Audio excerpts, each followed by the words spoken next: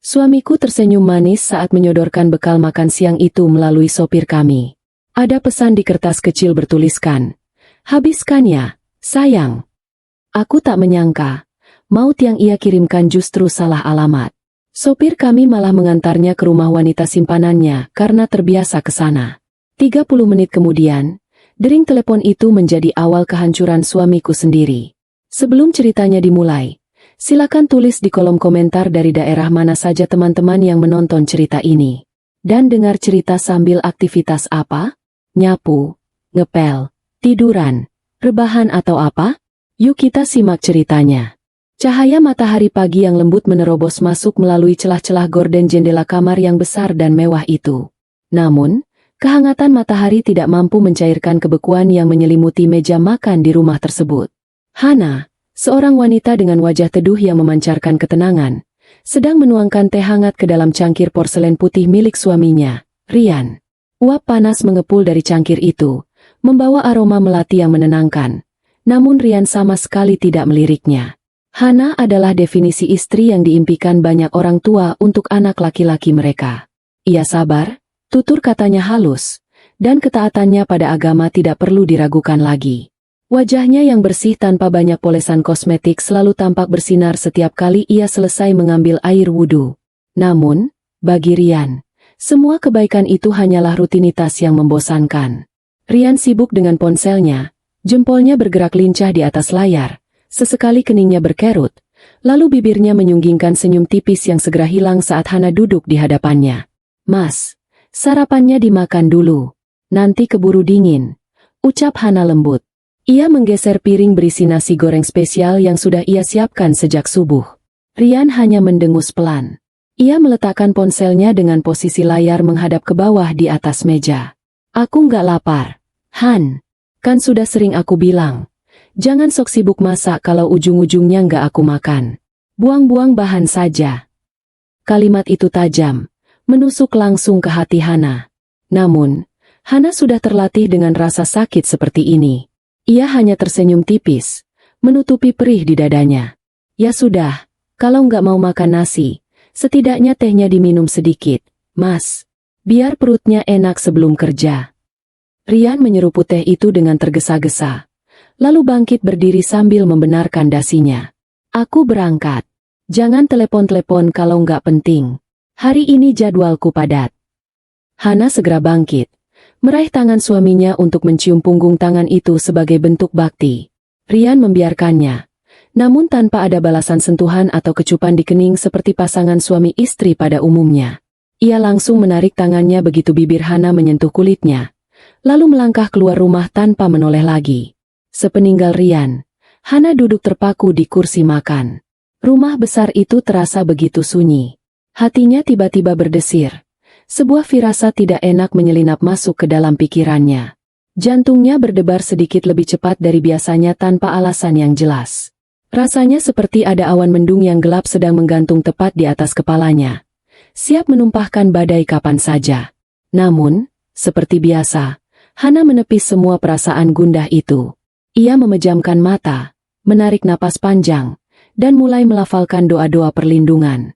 "Ya Allah, lindungilah suamiku dalam setiap langkahnya. Jauhkanlah dia dari mara bahaya dan fitnah dunia. Jika ada kehilafan padanya, tuntunlah ia kembali ke jalan MU," bisik Hana lirih. Air mata bening menetes di pipinya. Namun ia segera mengusapnya. Ia percaya, doa istri adalah benteng terkuat bagi suami, meskipun sang suami tidak pernah menghargainya.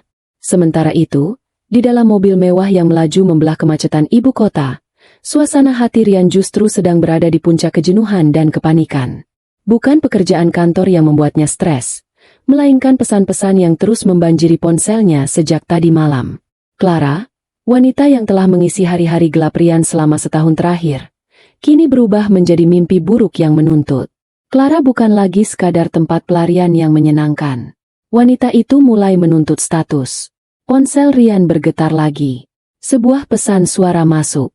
Rian memastikan kaca penyekat antara kursi penumpang dan kursi sopir tertutup rapat agar Pak Mamat, sopir pribadinya, tidak bisa mendengar apapun. Ia menekan tombol putar. Suara Clara terdengar melengking dan penuh emosi.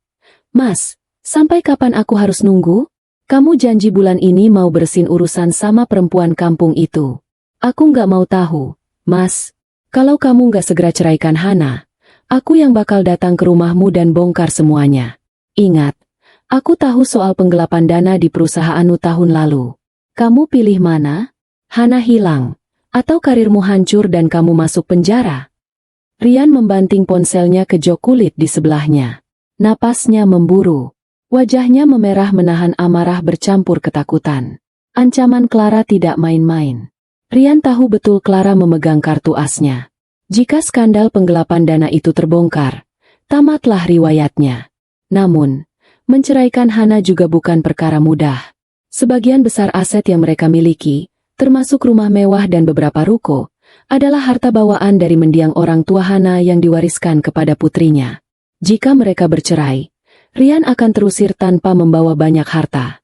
Rian sangat mencintai gaya hidup mewahnya. Ia tidak bisa membayangkan hidup miskin atau harus memulai dari nol. Sialan, umpat Rian pelan. Kenapa semuanya jadi rumit begini? Pikirannya berputar liar. Clara menuntut pernikahan dan kemewahan. Hana memiliki harta yang ia butuhkan untuk memuaskan Clara dan gaya hidupnya sendiri. Satu-satunya penghalang bagi kebahagiaan Rian, menurut logika sesatnya saat itu, adalah keberadaan Hana. Jika Hana meninggal, pikir Rian, semua harta warisan akan jatuh ke tangannya sebagai suami sah. Ia akan menjadi ahli waris tunggal karena mereka belum dikaruniai anak. Dengan harta itu, ia bisa membungkam Clara, menikahinya, dan hidup tenang tanpa rongrongan.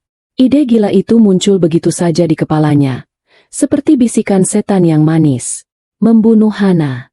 Tapi bagaimana caranya? Rian bukan pembunuh profesional.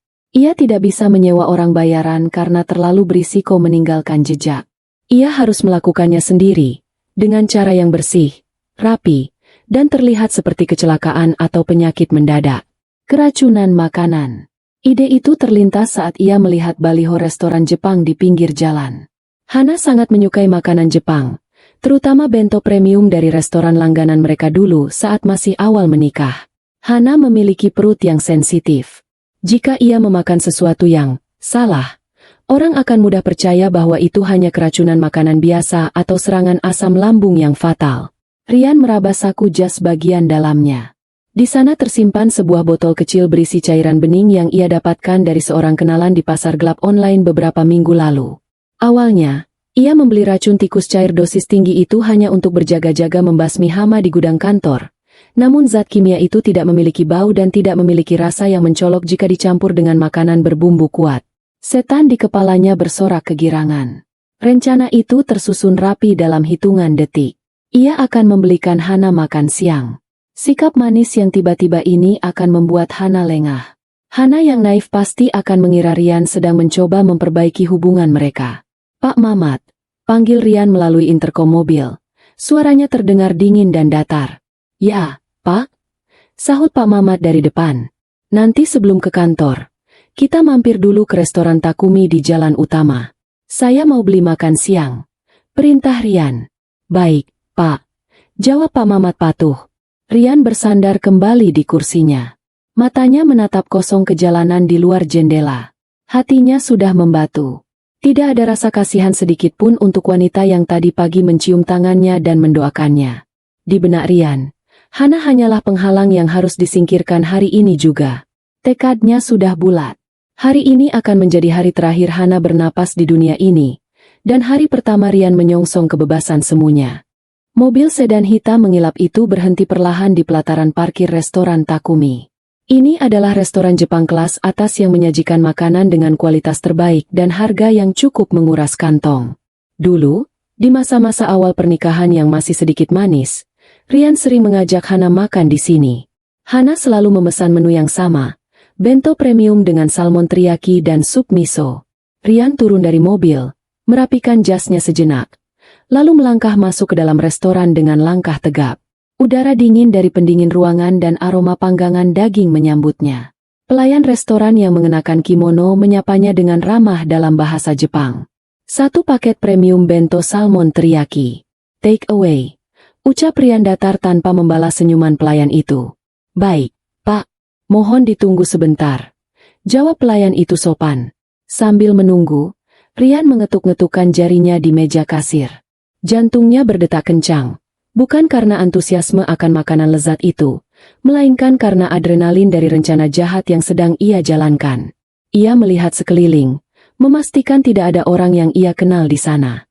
Ia merasa seolah-olah semua mata sedang mengawasinya, padahal pengunjung lain sibuk dengan urusan mereka masing-masing. Tak lama kemudian, pesanan itu siap. Sebuah bungkusan elegan dengan kotak bento bertingkat yang terbuat dari bahan berkualitas, lengkap dengan sumpit dan tisu basah. Rian membayar dengan kartu kreditnya, lalu segera kembali ke mobil. Jalan, Pak. Kita cari tempat parkir yang sepi sebentar di area perkantoran sana. Saya mau telepon klien penting, butuh ketenangan. Perintah Rian kepada Pak Mamat begitu ia masuk ke mobil. Alasan yang dibuat-buat.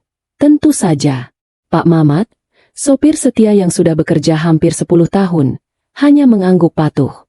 Ia mengarahkan mobil ke area parkir di belakang sebuah gedung perkantoran yang cukup sepi dan rimbun oleh pepohonan. Setelah mobil berhenti dan mesin dimatikan, Rian kembali menutup sekat kaca pemisah antara dirinya dan Pak Mamat.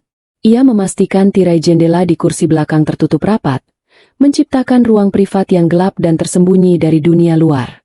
Dengan tangan yang sedikit gemetar, Rian membuka bungkusan bento itu. Aroma gurih dari salmon panggang dan nasi Jepang yang pulen langsung menyeruak memenuhi kabin mobil. Makanan itu terlihat sangat menggugah selera. Potongan salmon yang mengilap oleh saus teriyaki, salad segar, tamagoyaki, telur dadar gulung, dan semangkuk sup miso yang masih hangat di wadah tertutup rapat. Rian menarik napas panjang, mencoba menenangkan saraf-sarafnya. Ia mengeluarkan botol kecil dari saku jas dalamnya. Botol kaca bening tanpa label, berisi cairan transparan yang mematikan. Ia juga mengeluarkan sebuah suntikan kecil yang sudah ia siapkan sebelumnya. Dengan hati-hati, Rian menyedot cairan racun itu ke dalam tabung suntik. Tangannya berkeringat dingin. Satu tetes saja cukup untuk membuat perut mulas hebat, tapi satu suntikan penuh ini akan menghentikan kerja jantung dalam hitungan jam. Batin Rian mengingat penjelasan penjual racun itu. Ia menusukkan jarum suntik itu ke sela-sela daging salmon yang tebal. Ia menyuntikkan sebagian cairan itu ke sana, membiarkannya meresap ke dalam serat daging dan tersamar oleh warna kecoklatan saus teriyaki. Sisanya, ia suntikkan ke dalam wadah sup miso melalui celah kecil di tutupnya, lalu mengocoknya pelan agar tercampur rata. Bau racun itu samar, tertutup sempurna oleh aroma kuat bawang putih dan jahe pada bumbu teriyaki. Secara visual, tidak ada yang berubah.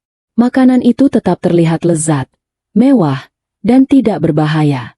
Namun, di balik kelezatan itu, tersimpan tiket kematian yang pasti. Setelah selesai, Rian menyembunyikan kembali botol dan suntikan itu ke dalam tas kerjanya. Ia menyeka keringat dingin yang menetes di pelipisnya dengan tisu. Jantungnya bergemuruh hebat di dalam dada. Campuran antara rasa takut ketahuan dan kepuasan yang sakit karena rencananya berjalan mulus.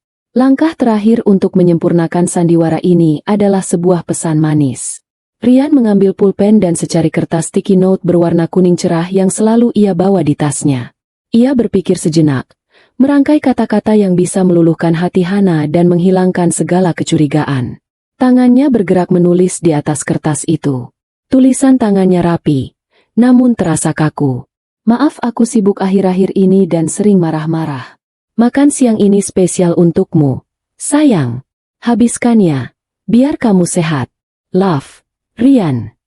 Rian menempelkan kertas itu tepat di atas tutup kotak bento.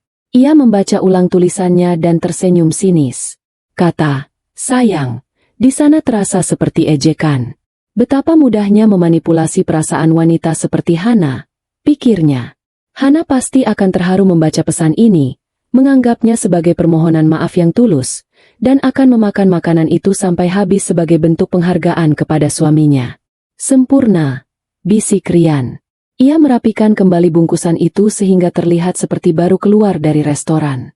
Rian mengatur napasnya lagi, memasang wajah datar dan berwibawa seperti biasa. Ia menekan tombol interkom.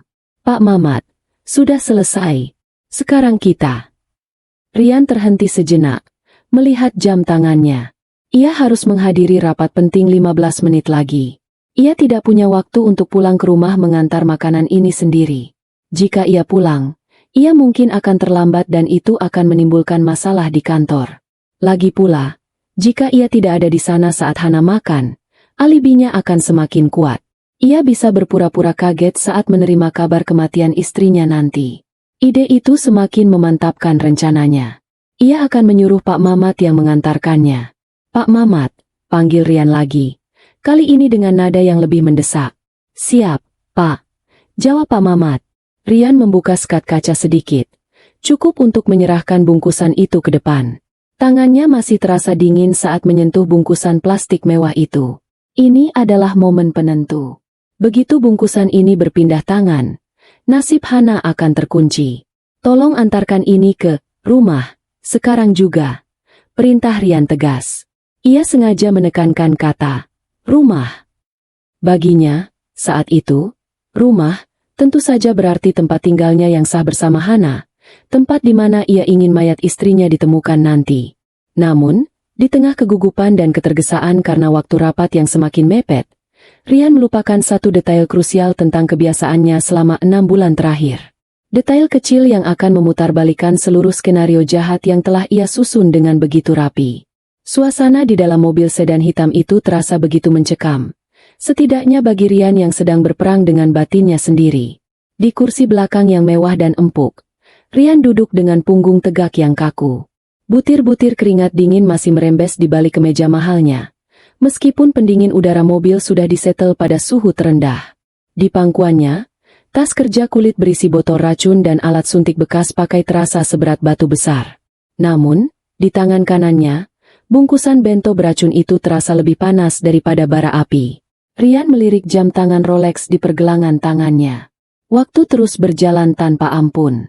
Jarum jam menunjukkan pukul 12 kurang 10 menit. Rapat direksi dengan investor asing akan dimulai tepat pukul 12. Ia tidak boleh terlambat. Keterlambatan hanya akan memicu pertanyaan. Dan pertanyaan adalah hal terakhir yang ia inginkan hari ini. Ia harus segera menyingkirkan bom waktu berbentuk makanan ini dari tangannya. Namun ia harus melakukannya dengan cara yang terlihat senatural mungkin. Ia menatap punggung Pak Mamat dari balik kaca penyekat yang baru saja ia buka sedikit. Pak Mamat, sopir parubaya yang setia itu, tampak tenang mengemudikan mobil keluar dari area parkir yang sepi menuju jalan utama. Rian menarik napas panjang, mencoba mengumpulkan sisa-sisa keberanian dan kewibawaannya sebagai seorang majikan. Suaranya tidak boleh bergetar. Wajahnya tidak boleh menyiratkan kepanikan. "Pak Mamat," panggil Rian. Suaranya terdengar serak, membuatnya harus berdeham untuk menjernihkan tenggorokan. Pak Mamat." "Ya, Pak, kita langsung ke kantor kan?" tanya Pak Mamat sambil melirik sekilas ke spion tengah, menatap tuannya yang terlihat sedikit pucat. "Ya, ke lobi depan kantor saya dulu. Turunkan saya di sana," jawab Rian cepat. "Tapi setelah itu, Bapak jangan parkir di kantor. Ada tugas penting." Mobil melaju membelah jalanan Jakarta yang mulai padat merayap di jam makan siang. Klakson kendaraan lain terdengar samar-samar, menambah kegugupan Rian. Ia merasa seolah setiap detik yang berlalu adalah pisau yang mengiris kesabarannya. Rian memandangi bungkusan bento itu sekali lagi. Pesan, "Habiskan ya, sayang," yang ia tulis di kertas kuning kecil itu menatap balik padanya, seolah mengejek niat jahatnya. "Tugas apa, Pak?" tanya Pak Mamat sopan, memecahkan lamunan Rian. Rian menyodorkan bungkusan bento itu melalui celah kaca pemisah. Tangannya sedikit gemetar, namun ia menyamarkannya dengan gerakan yang cepat dan agak kasar. "Ini," kata Rian pendek, "tolong antarkan ini ke rumah. Sekarang juga. Jangan ditunda." Pak Mamat menerima bungkusan itu dengan tangan kirinya sambil tetap memegang kemudi dengan tangan kanan. Ia merasakan hangat dari kotak makanan itu. Aroma teriyaki yang lezat tercium samar. Pak Mamat mengernyitkan dahi sedikit. "Bingung. Ke rumah, Pak?" ulang Pak Mamat untuk memastikan. Baginya, pertanyaan ini wajar karena tuannya memiliki dua kehidupan yang berbeda. Ada rumah besar di kawasan elit tempat Ibu Hana tinggal, dan ada apartemen mewah di pusat kota tempat Non Clara tinggal. Biasanya, jika Rian menyebut pulang, arahnya bergantung pada hari dan moodnya. Rian yang sedang dilanda panik dan dikejar waktu merasa pertanyaan Pak Mamat itu sangat mengganggu. Emosinya yang labil langsung tersulut. Kenapa sopir tua ini harus banyak tanya di saat genting seperti ini? Rian takut jika ia terlalu spesifik menyebut nama Hana. Ia akan terlihat aneh karena sudah berbulan-bulan ia tidak pernah mengirim makanan untuk istri sahnya itu. Ia ingin terlihat santai, seolah ini rutinitas biasa. Ia ke rumah. Ke tempat di mana orang yang biasa nungguin saya pulang berada. Bentar Rian dengan nada ketus, matanya melotot tajam. Kasih ke dia. Bilang ini makan siang spesial dari saya. Suruh dia makan sekarang juga selagi hangat. Mengerti? Rian sengaja menggunakan kalimat, orang yang biasa menunggu saya, untuk merujuk pada Hana. Dalam memori masa lalu Rian, sebelum ia berselingkuh, Hana memang selalu menunggunya pulang di ruang tamu, menyambutnya dengan senyum dan segelas air dingin. Rian berasumsi bahwa Citra, istri yang menunggu suami, itu masih melekat kuat di benak Pak Mamat sebagai definisi dari rumah tangganya yang sah. Rian lupa bahwa manusia berubah, dan kebiasaan bisa menggeser persepsi. Baik, Pak. Mengerti. Jawab Pak Mamat gugup. Kaget dibentak tiba-tiba. Ia tidak berani bertanya lebih lanjut. Ia tahu betul tabiat Rian yang belakangan ini mudah meledak-ledak seperti petasan. Bertanya lagi hanya akan membuatnya kehilangan pekerjaan. Mobil sedan itu akhirnya berhenti di lobi gedung perkantoran megah tempat Rian bekerja. Petugas keamanan dengan sigap membukakan pintu penumpang. Rian segera turun, merapikan jasnya, dan mengambil tas kerjanya. Sebelum menutup pintu mobil, Rian membungkuk sedikit, menatap Pak Mamat dengan tatapan yang ia usahakan terlihat tegas namun menyiratkan urgensi. Ingat, Pak, jangan mampir-mampir. Langsung antar. Pastikan dia terima dan makan, pesan Rian lagi, memastikan rencana pembunuhannya berjalan mulus. Nanti kalau sudah sampai dan dimakan, Bapak was saya. Jangan telepon, saya meeting. Siap, Pak, laksanakan. Jawab Pak Mamat mantap. Rian menutup pintu mobil dengan debaman yang cukup keras. Ia berdiri sejenak di trotoar lobi, menghela napas panjang seolah baru saja melepaskan beban ratusan kilo dari pundaknya. Ia melihat mobil sedannya perlahan bergerak meninggalkan lobi, membawa serta racun mematikan yang akan mengakhiri pernikahannya. Senyum tipis dan dingin tersungging di bibir Rian. Selamat tinggal, Hana. Bisiknya pada angin lalu. Semoga kau menikmati makan siang terakhirmu. Dengan langkah ringan yang dipenuhi rasa percaya diri palsu, Rian melangkah masuk ke dalam gedung pencakar langit itu. Ia merasa menang. Ia merasa cerdas. Ia tidak sadar bahwa satu kata, rumah, yang ia ucapkan dengan ambiguitas tinggi tadi, baru saja memutar roda takdir ke arah yang sama sekali tidak ia duga. Di dalam kepalanya, skenario kematian Hana sudah tersusun rapi. Namun di kepala Pak Mamat, instruksi itu sedang diproses dengan logika yang jauh berbeda. Sementara Rian masuk ke lift menuju lantai 30, Pak Mamat mengarahkan mobil keluar dari area perkantoran. Bungkusan bento itu duduk manis di kursi penumpang depan, tepat di sebelah Pak Mamat. Bungkusan yang terlihat tidak berbahaya, dengan pita cantik dan aroma menggoda, namun menyimpan maut yang sedang menunggu korbannya. Pak Mamat menyetir dengan tenang, namun otaknya bekerja keras menerjemahkan perintah tuannya yang penuh teka-teki. Pak Mamat mengendalikan setir dengan cekatan, menyelip di antara bus kota dan sepeda motor yang memadati jalanan ibu kota. Pikirannya, bagaimanapun, tidak sepenuhnya pada jalanan. Matanya sesekali melirik ke arah bungkusan bento mewah yang tergeletak di jok samping. Bungkusan itu tampak sangat eksklusif. Jelas bukan makanan sembarangan. Tulisan, Takumi, yang tertera elegan di kotaknya menandakan harganya yang mungkin setara dengan gaji mingguan Pak Mamat. Ke rumah. Kasih ke orang yang biasa nungguin saya. Gumam Pak Mamat, mengulang instruksi tuannya. Keningnya yang keriput berkerut dalam. Sebagai sopir yang sudah mengabdi hampir 10 tahun, Pak Mamat tahu betul seluk-beluk kehidupan majikannya. Ia adalah saksi bisu dari perubahan drastis yang terjadi pada Rian. Dulu, kata, rumah, memang hanya merujuk pada satu tempat. Sebuah bangunan bergaya klasik modern di kawasan Pondok Indah, tempat Ibu Hana tinggal. Dulu, Pak Mamat sering mengantar Rian pulang ke sana tepat waktu, dan ia sering melihat Ibu Hana menyambut di teras. Namun, itu cerita 2 tahun yang lalu. 6 bulan terakhir ini, Definisi pulang bagi Rian sudah berubah total. Pak Mamat mengingat-ingat jadwal kerjanya.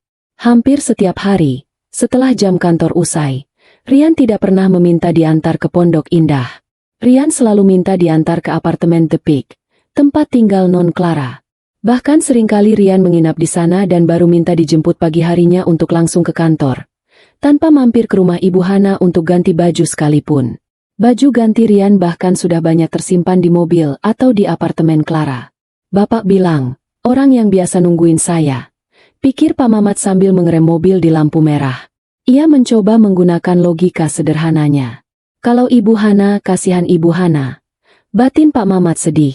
Ia ingat betul, beberapa kali ia mengantar Rian pulang ke Pondok Indah sebulan yang lalu, hanya untuk mengambil berkas. Ibu Hana tidak menunggu di depan pintu.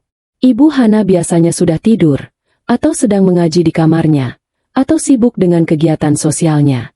Hubungan mereka sudah sangat dingin. Rian pun masuk rumah itu tanpa senyum, dan keluar lagi dengan wajah masam. Jadi, Ibu Hana jelas bukan orang yang menunggu dengan antusias. Sebaliknya, bayangan Non Clara muncul di benak Pak Mamat. Setiap kali mobil Pak Mamat berhenti di lobi apartemen The Peak, Clara seringkali sudah berdiri di sana, atau berlari kecil menyambut Rian begitu pintu lift apartemen terbuka. Clara selalu menyambut Rian dengan pelukan manja, gelak tawa, dan rengekan minta perhatian. Clara adalah orang yang selalu menunggu. Pak Mamat melirik lagi ke bungkusan bento itu. Matanya tertuju pada secari kertas kuning sticky note yang tertempel di atasnya. Tulisan tangan Rian terlihat jelas. "Habiskan ya, sayang." Kata sayang itu menjadi kunci jawaban bagi kebingungan Pak Mamat. "Nah, ini dia," gumam Pak Mamat, merasa menemukan pencerahan. "Bapak nulis, sayang. Gak mungkin Bapak panggil Ibu Hana, sayang, lagi. Wong kalau ngomong sama Ibu Hana saja nadanya tinggi terus. Kayak orang ngajak berantem.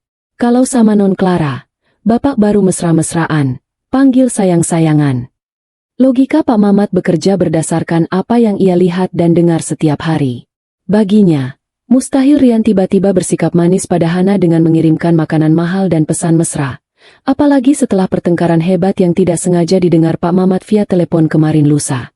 Sebaliknya, Pak Mamat tahu kemarin Rian dan Clara sempat berdebat kecil di mobil karena Clara minta dibelikan tas baru. Jadi, masuk akal kalau Rian mengirim makanan ini sebagai cara untuk membujuk Clara.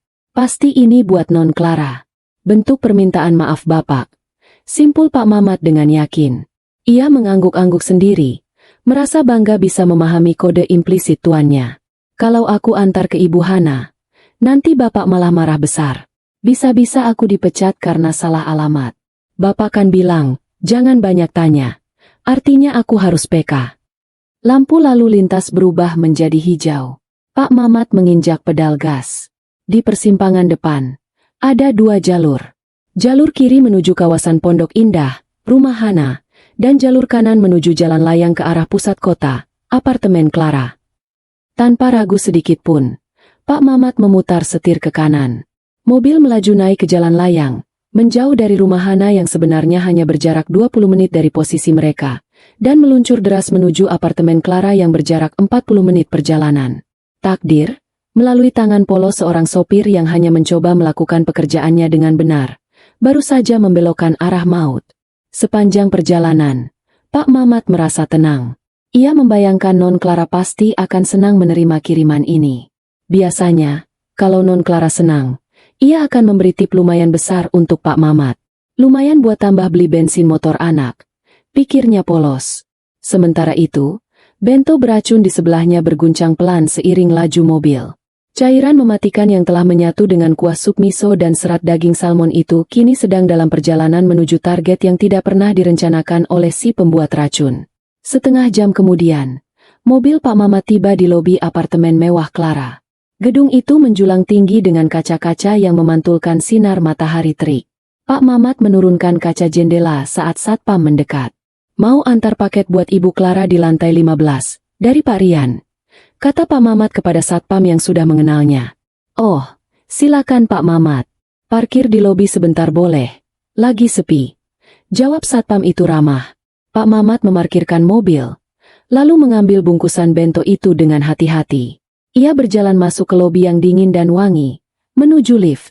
Ia menekan tombol lantai 15. Lift meluncur naik dengan cepat, membawa serta kematian yang terbungkus rapi dalam kotak makanan Jepang. Di dalam lift, Pak Mamat merapikan sedikit keras seragamnya. Ia ingin terlihat rapi saat menyerahkan amanat tuannya. Pintu lift berdenting dan terbuka di lantai 15. Lorong apartemen itu sunyi dan berkarpet tebal. Pak Mamat melangkah menuju unit nomor 1508.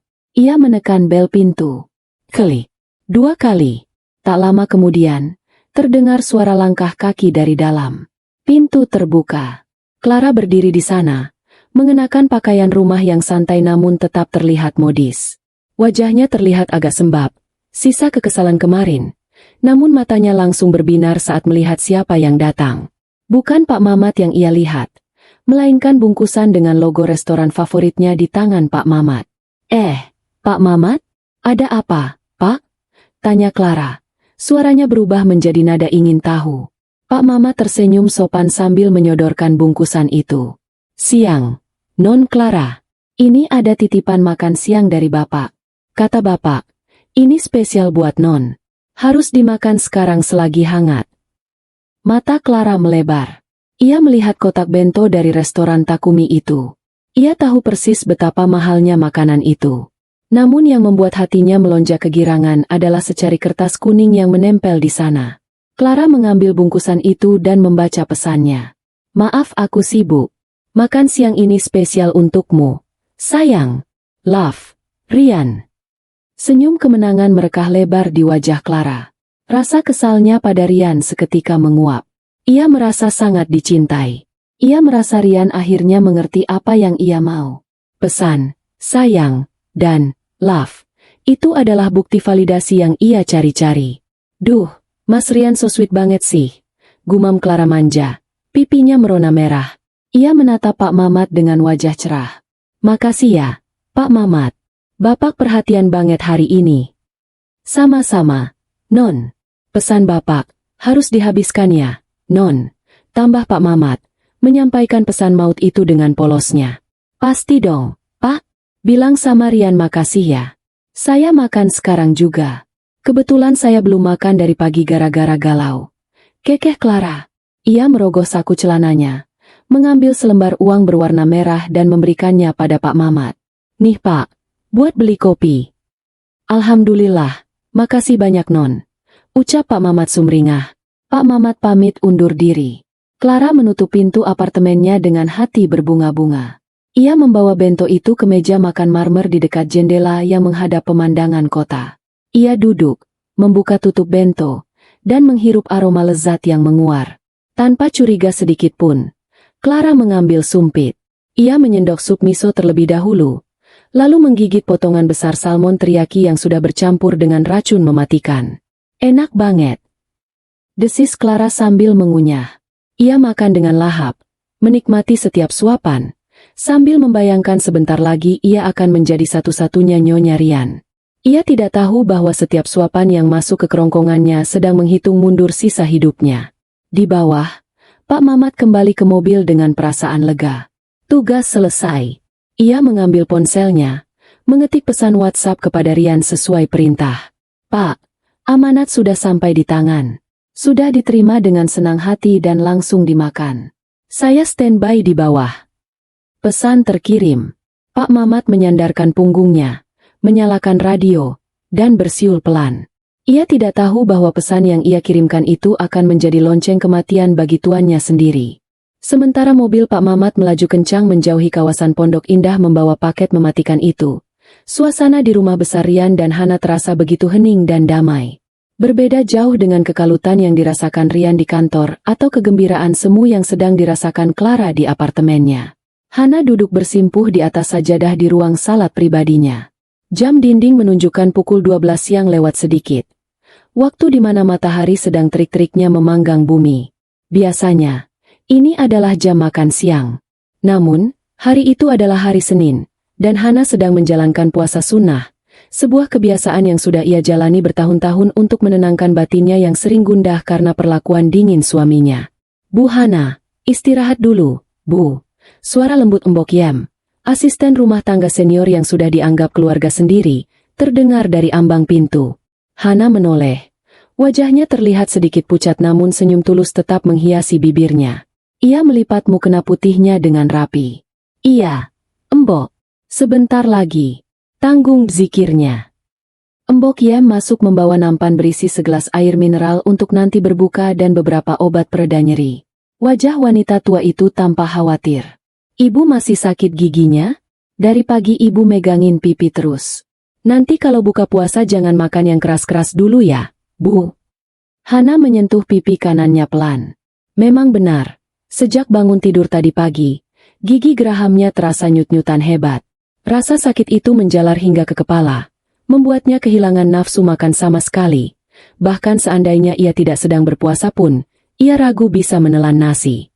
Iya, Mbok. Masih agak sakit. Untung lagi puasa. Jadi sekalian menahan diri. Jawab Hana pelan. Oh ya, Mbok. Kardus-kardus sembako yang mau dibawa ke panti asuhan yatim piatu sudah siap semua di teras belakang. Sudah, Bu. Pak Ujang tukang kebun sudah naikin sebagian ke mobil box. Tinggal ibu cek saja. Lapor Mbok Yem. Hana mengangguk. Ia bangkit berdiri, merapikan gamis panjangnya. Alhamdulillah. Rencananya sore ini saya mau antar sendiri ke panti asuhan. Sekalian buka puasa bersama anak-anak di sana. Rasanya rumah ini terlalu sepi kalau saya sendirian. Hana berjalan menuju teras belakang, melewati ruang makan yang kosong. Ia menatap meja makan panjang yang tadi pagi menjadi saksi bisu ketu suaminya. Ada sedikit rasa perih di hatinya mengingat Rian yang pergi tanpa pamit yang layak. Namun, Hana segera menepis perasaan itu. Ia percaya, kesabaran adalah kunci surga. Tanpa Hana sadari, takdir sedang bekerja dengan cara yang misterius untuk melindunginya. Seandainya Pak Mama tidak salah paham dan benar-benar mengantar bento beracun itu ke rumah ini, Hana tidak akan memakannya siang itu karena ia sedang berpuasa. Dan seandainya ia menyimpannya untuk berbuka puasa nanti, sakit gigi yang ia derita akan membuatnya enggan mengunyah daging salmon yang berserat. Dan mungkin ia akan memberikan makanan itu kepada orang lain atau membuangnya karena sudah dingin. Namun, perlindungan Tuhan ternyata lebih rapi dari itu. Makanan itu bahkan tidak diizinkan menyentuh gerbang rumah Hana. Malaikat maut yang dikirim Rian seolah tersesat di persimpangan jalan dan berbelok arah, menjauh dari wanita yang sedang sibuk memikirkan nasib anak-anak yatim itu. Saat Hana sedang memeriksa beras dan minyak goreng di teras belakang, tiba-tiba ia merasakan angin sejuk berhembus menerpa wajahnya.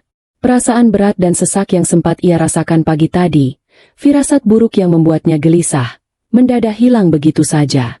Hatinya terasa plong, ringan, seolah ada beban berat tak kasat mata yang baru saja diangkat dari pundaknya. Hana tertegun sejenak, memegang dadanya. Astagfirullah.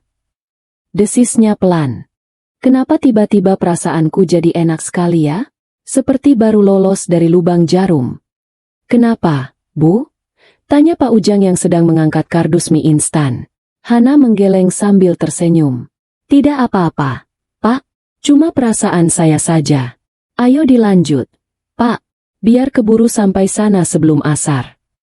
Di saat yang sama, belasan kilometer dari sana, rencana pembunuhan yang dirancang Rian sedang menemukan sasarannya. Namun, Hana tetap berada dalam selubung doa dan kebaikannya, tak tersentuh sedikit pun oleh niat jahat suaminya. Ia sibuk menata kebaikan, sementara suaminya sibuk menata kehancuran. Hana masuk kembali ke dalam rumah untuk mengambil tasnya. Ia melewati foto pernikahan besar yang terpajang di ruang tengah. Di foto itu, Rian dan dirinya tersenyum bahagia. Hana menatap wajah Rian di foto itu dengan tatapan sendu namun penuh kasih. Semoga Allah melembutkan hatimu, Mas, bisik Hana. Ia tidak tahu bahwa pria yang ia doakan itu baru saja mencoba mencabut nyawanya beberapa jam yang lalu. Ketidaktahuan Hana adalah berkah tersendiri hari itu. Ia melangkah keluar rumah dengan hati yang bersih, menuju mobil yang akan membawanya berbagi kebahagiaan dengan anak-anak panti, meninggalkan rumah yang seharusnya menjadi tempat kejadian perkara, namun kini tetap menjadi istana yang aman baginya. Di langit-langit rumah itu, seolah ada tameng gaib yang menolak bala, memantulkan kembali energi jahat kepada pengirimnya atau kepada siapapun yang bersekutu dengan kezaliman itu. Dan hari itu, energi jahat itu menemukan wadah baru, Clara. Cahaya matahari siang menembus kaca jendela apartemen lantai 15 itu dengan garang. Namun pendingin ruangan membuat unit apartemen Clara terasa sejuk dan nyaman. Di atas meja makan marmer yang mengilap, kotak bento premium dari restoran Takumi sudah terbuka lebar, menampilkan isinya yang menggugah selera. Clara duduk di kursi dengan kaki disilangkan, ponsel pintar tipe terbaru di tangan kirinya, dan sumpit di tangan kanannya. Sebelum menyentuh makanan itu, ritual wajib Clara adalah memotretnya. Ia mengambil beberapa sudut foto yang estetik, menonjolkan irisan salmon yang tebal, warna-warni salad, dan tentu saja, sticky note kuning dengan tulisan tangan Rian yang berbunyi, "Habiskan ya, sayang." Ia mengunggah foto itu ke fitur story di media sosialnya, namun ia mengaturnya hanya untuk dilihat oleh teman-teman dekatnya, close friends. Ia menambahkan keterangan dengan huruf tebal, "Finally, lunch from Hubby. Mood booster banget setelah drama kemarin. Love you, Mas Rian hati merah 2. Clara tersenyum puas melihat postingan itu terunggah. Ia merasa menang. Ia membayangkan Hana di rumah besarnya yang sepi, mungkin sedang makan tempe goreng atau sayur bening, sementara dirinya menikmati bento premium kiriman Rian. Rasa superioritas memenuhi dadanya. Ia merasa dialah pemenang hati Rian yang sesungguhnya. "Mari makan," ucap Clara riang pada dirinya sendiri. Ia mengambil potongan salmon teriyaki yang cukup besar dengan sumpitnya. Saus teriyaki yang kental dan berkilau melapisi daging ikan itu. Tanpa ragu, Clara memasukkannya ke dalam mulut. Rasa gurih, manis, dan asin dari bumbu teriyaki meledak di lidahnya. Tekstur ikan salmon yang lembut lumer di mulut. Enak sekali. Namun, ada sedikit jejak rasa pahit yang sangat tipis, nyaris tak terasa, tertinggal di pangkal lidahnya setelah ia menelan. Clara mengernyit sedikit. "Kok agak pahit dikit ya? Mungkin karena dipanggangnya agak gosong," pikirnya acuh tak acuh. Rasa lapar dan rasa bahagia menutupi kepekaan indera perasanya. Ia tidak memedulikan rasa aneh itu dan kembali menyuap nasi hangat.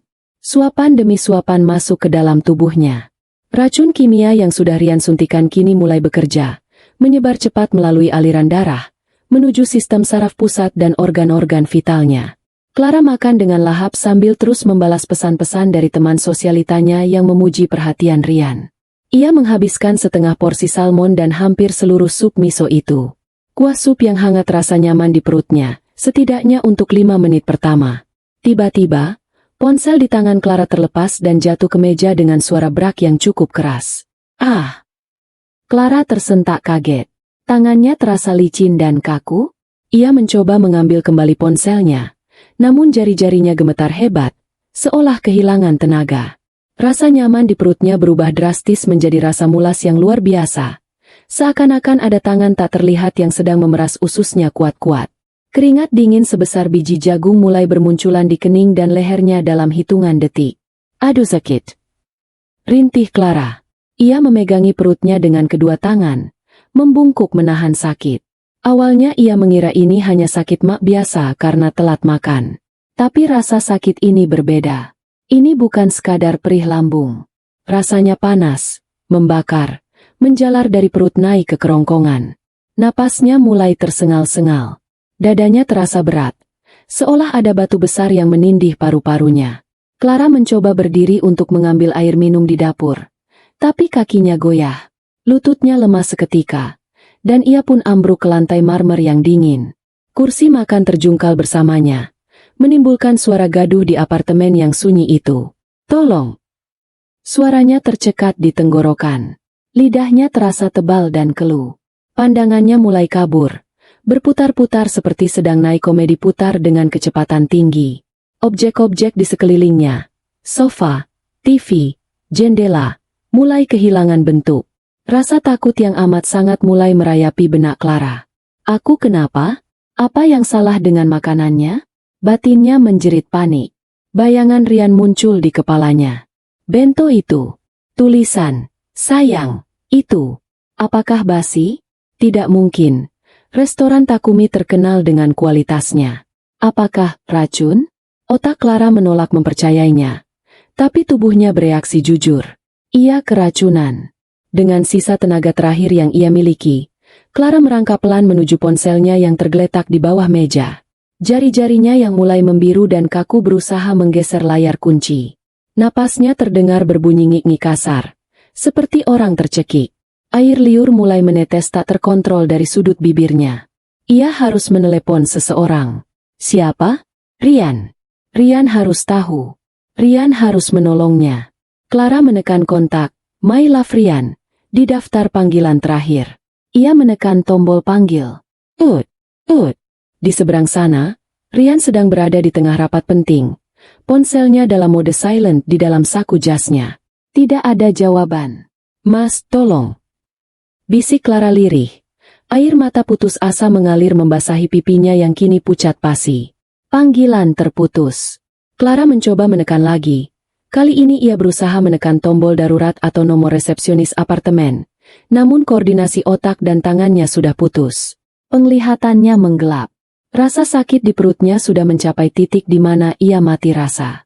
Tubuh Clara mengejang hebat beberapa kali di atas lantai dingin apartemen mewahnya.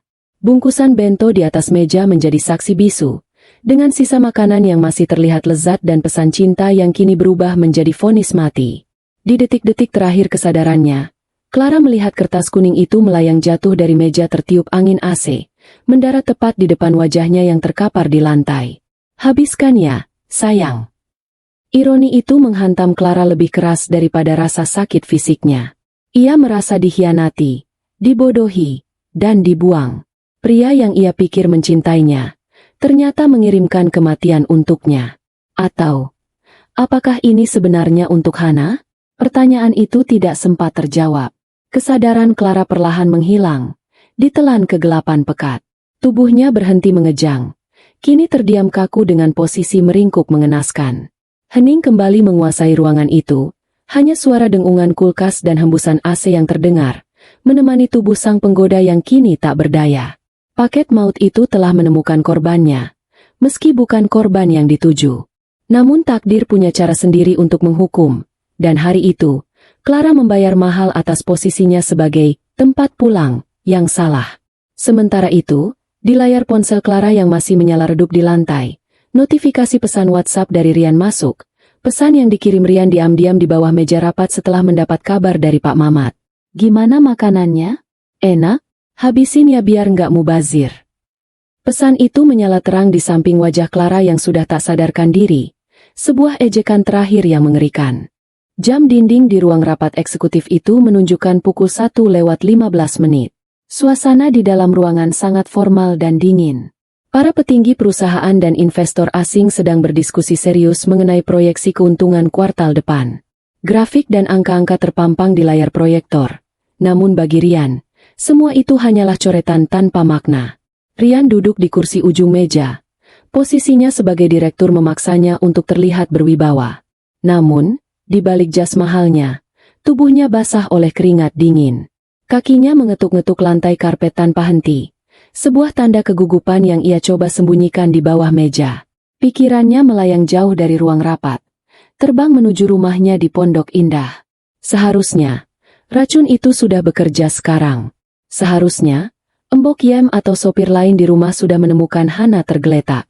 Seharusnya, telepon di saku jasnya akan berdering sebentar lagi, membawa kabar, duka, yang sudah ia nantikan. Rian membayangkan skenarionya. Ia akan mengangkat telepon dengan wajah kaget, lalu meminta izin keluar rapat dengan alasan darurat keluarga.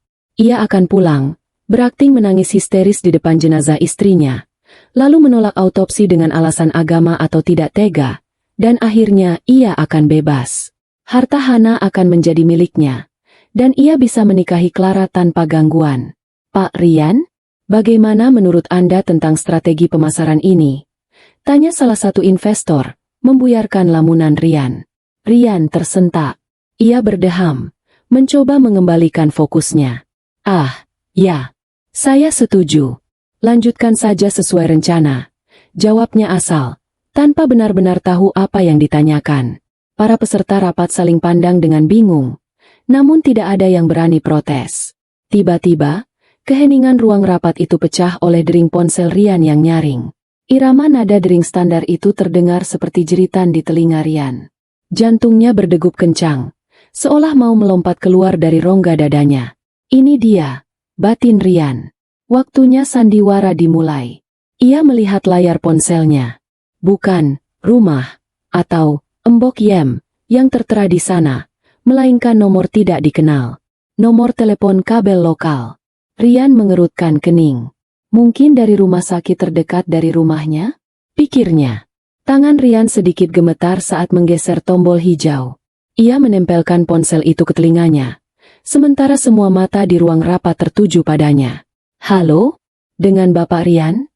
Suara seorang wanita terdengar di seberang sana. Nadanya cepat dan mendesak. Latar belakang suara itu sangat berisik. Penuh dengan bunyi sirine dan teriakan orang. Suara khas unit gawat darurat. Ya, saya sendiri. Ini siapa? Tanya Rian, berusaha menjaga suaranya tetap tenang. Kami dari UGD Rumah Sakit Medika Pusat. Pak, kami menghubungi Bapak karena nomor Bapak ada di panggilan terakhir ponsel korban. Kata petugas itu tanpa basa-basi. Kerabat Bapak saat ini dalam kondisi sangat kritis akibat keracunan makanan akut. Sudut bibir Rian berkedut. Nyaris membentuk senyum kemenangan yang tertahan. Berhasil, pikirnya. Hana sudah di rumah sakit. Tinggal tunggu kabar meninggalnya. Oh Tuhan. Rian mulai memasang nada suara panik yang dibuat-buat. Istri saya? Bagaimana keadaan istri saya? Ada jeda sejenak di seberang telepon. Petugas itu terdengar bingung. Istri? Maaf Pak. Identitas korban yang kami terima dari kartu identitas di dompetnya bukan istri Bapak sepertinya.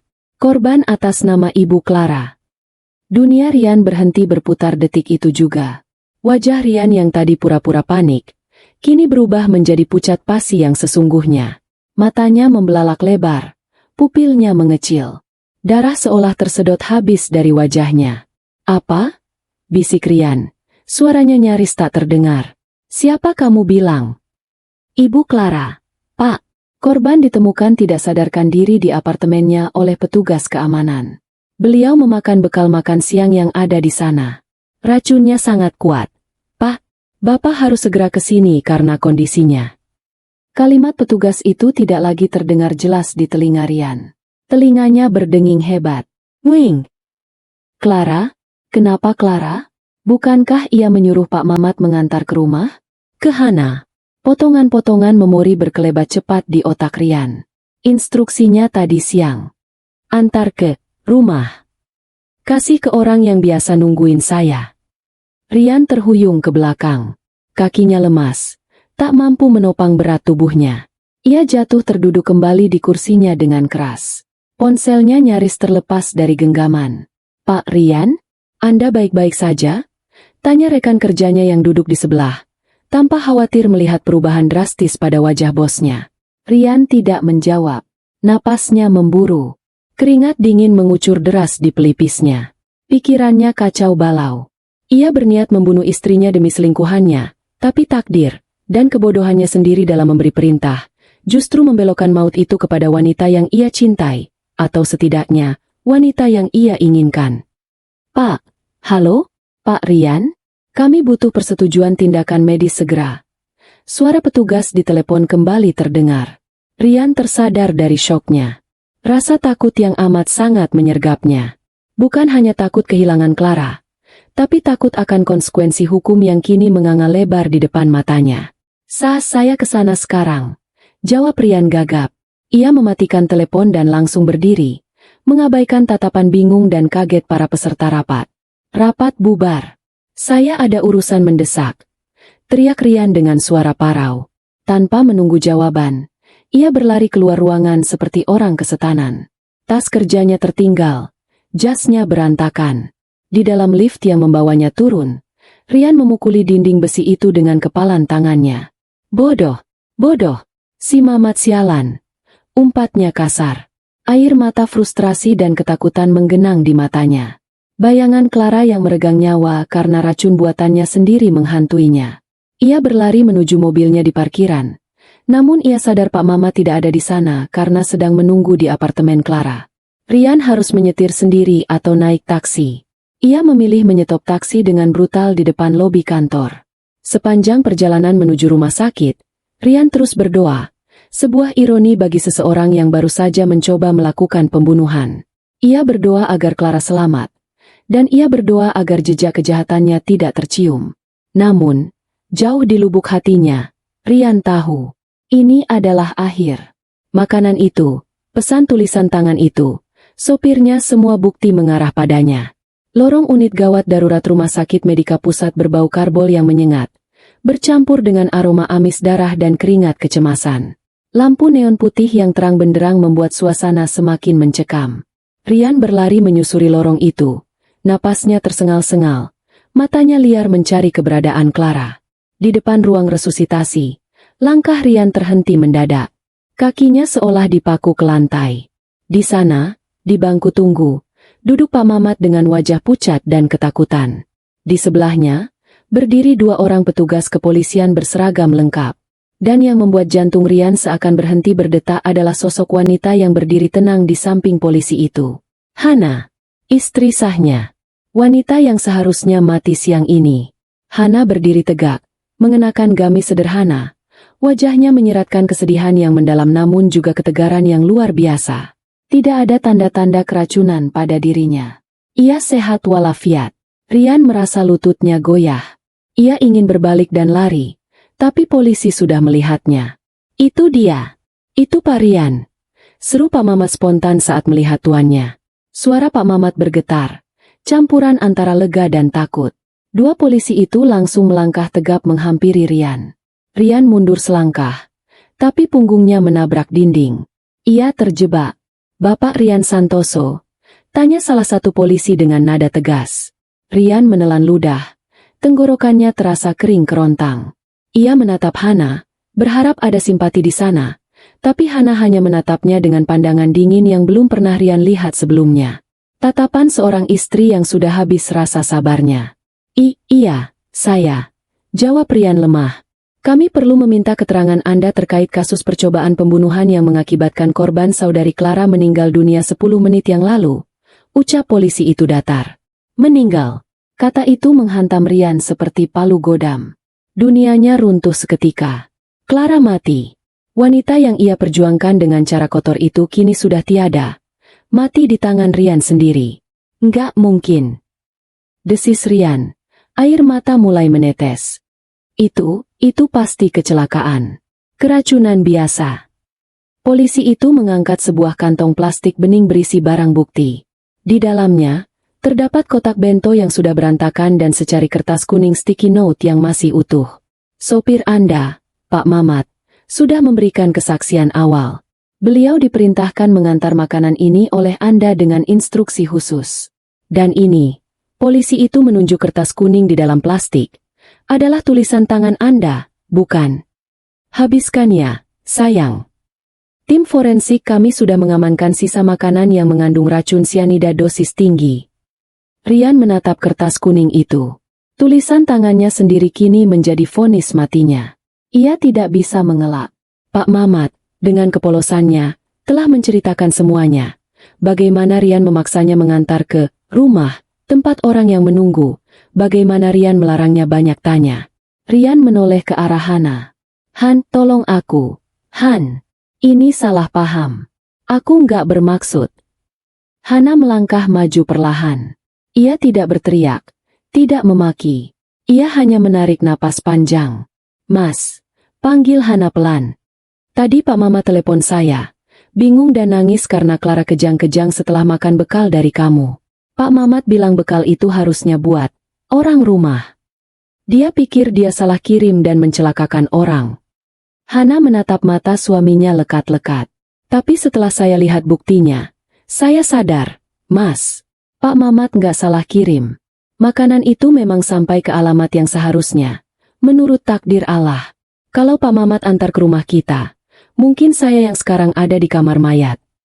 Hana menggelengkan kepalanya pelan. Kamu mau membunuhku, Mas? Hanya demi harta dan wanita lain. Rian jatuh berlutut di lantai rumah sakit yang dingin. Pertahanannya hancur lebur. Ia menangis meraung-raung, bukan karena tobat, tapi karena penyesalan nasibnya yang hancur. Ia menyesal rencananya gagal. Ia menyesal salah instruksi. Maafkan aku, Han. Maaf. Ratap Rian. Hukum dunia akan mengurusmu, Mas. Dan hukum akhirat sudah menunggu, kata Hana tegas. Ia menoleh ke polisi. Silakan diproses, Pak. Saya akan menjadi saksi bahwa suami saya memang tidak pulang ke rumah siang ini dan tidak mengirim makanan apapun ke rumah saya. Polisi mengangguk. Bapak Rian, Anda kami tahan atas dugaan pembunuhan berencana. Bunyi klik dari borgol besi yang mengunci kedua pergelangan tangan Rian menjadi suara paling menyakitkan yang pernah ia dengar. Rian diseret berdiri oleh petugas. Orang-orang di lorong rumah sakit menontonnya dengan tatapan jijik. Pria perlente yang sukses itu kini tak lebih dari seorang pembunuh yang menyedihkan. Saat Rian digiring pergi, ia sempat menoleh ke belakang sekali lagi. Ia melihat Hana sedang menenangkan Pak Mamat yang masih syok. Hana terlihat begitu bercahaya, dilindungi oleh kebaikan dan doa-doanya. Sementara Rian, ia akan menghabiskan sisa hidupnya di balik jeruji besi, dihantui oleh bayangan Clara yang mati memakan racun yang ia racik sendiri. Clara telah pergi selamanya, membawa serta impian kotor Rian. Rian kehilangan segalanya, jabatannya, kekayaannya, kebebasannya, dan istri saleha yang selama ini ia sia-siakan. Plot twist yang menyakitkan bagi Rian adalah kenyataan bahwa salah alamat itu sebenarnya adalah alamat yang paling tepat untuk sebuah pengkhianatan. Kejahatan akan selalu menemukan jalan untuk menghancurkan tuannya sendiri. Hana berjalan keluar dari rumah sakit dengan langkah ringan. Meski hatinya terluka mengetahui kekejaman suaminya, ia bersyukur Allah masih memberinya kesempatan hidup. Ia akan menggugat cerai Rian secepatnya, mengamankan harta warisan orang tuanya, dan melanjutkan hidupnya untuk hal-hal yang lebih bermanfaat. Matahari sore menyambut Hana di luar, hangat dan cerah, menandakan awal baru yang bersih dari racun masa lalu.